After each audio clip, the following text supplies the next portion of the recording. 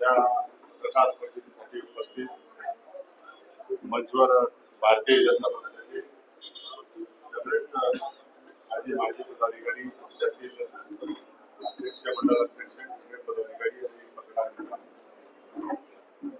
आज 22 ऑगस्टला माझा वाढदिवस आहे आणि त्या वाढदिवसाच्या निमित्तानं अनेक कार्यकर्ते आणि मतदारसंघातील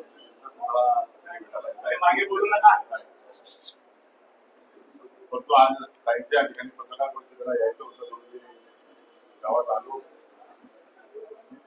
छत्रपती संभाजी महाराज, छत्रपती शिवाजी महाराज, क्रांतिज्योती महात्मा फुले आणि बाबासाहेब आंबेडकर यांना अभिवादन करून आम्ही इथे आलो. आता ताईची पत्रकार परिषद झालेली आहे. मी आपल्याला एवढंच सांगेन की आज महत्वाचा दिवस आहे शेतकरी बांधवांसाठी. पाचोरा वडगाव मतदारसंघातील तमाम शेतकरी बांधवांना त्यांच्या आजचा जो काही सण आहे बैलपोळ्याचा, त्या बैलपोळ्याच्या दिनानिमित्त सगळ्या शेतकरी बांधवांना शुभेच्छा या ठिकाणी देतो.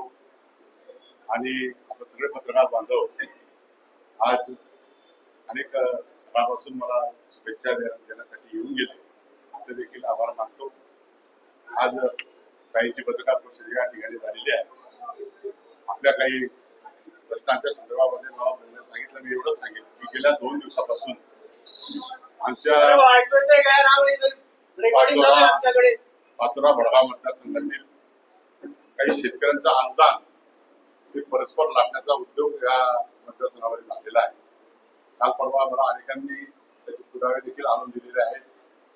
मी आज शुक्रवार आहे, शनिवार रविवार 2 दिवस झाल्यानंतर सोमवारी मुंबईला जाऊन आदरणीय आमदार गिरीश महाजन आणि महसूल मंत्री अध्यक्ष माजी बावनकुळे साहेब यांची भेट घेऊन हे जो काही काळ या ठिकाणी झालेला आहे, काही शेतकऱ्यांना अन्याय झाला, त्यांचं अनुदान परस्पर काही लागण्याचा उद्योग काही महाराष्ट्राने या ठिकाणी केलेला आहे, त्याच्यावर कठोर कारवाई झाली पाहिजे.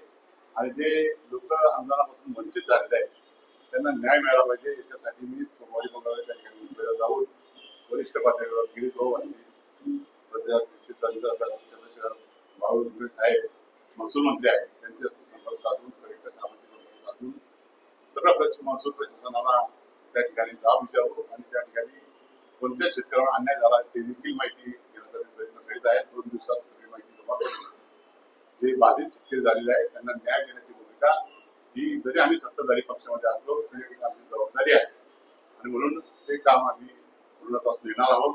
सगळे भारतीय जनता पक्षाचे पदाधिकारी जे काही माझ्यासोबत उभे आहेत त्यांना मी घेऊन जाईल. वरिष्ठ नेत्यांची भेट घेऊन त्यांना न्याय देऊ. पुनश्च एकदा सगळ्यांना आपल्याला शुभेच्छा देतो आणि कामतो. धन्यवाद. जय हिंद. एक प्रश्न असा होता,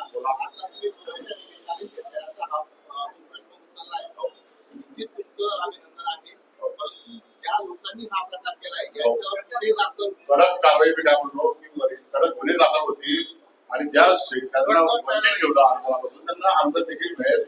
बरं, यांच्यापासून वसूल तिकडे मिळेल, परंतु ते वसूल केलं जाईल आणि गुन्हे देखील दाखल होतील. असे आम्ही कारवाई करण्याची प्रयत्न करतो.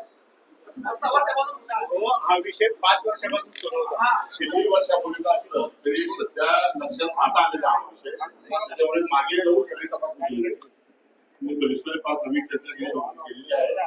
त्यांनी सांगितली की तुमची माहिती असेल ती मुंबईला घेऊन या आणि मुंबईला जाऊन ती माहिती देऊ.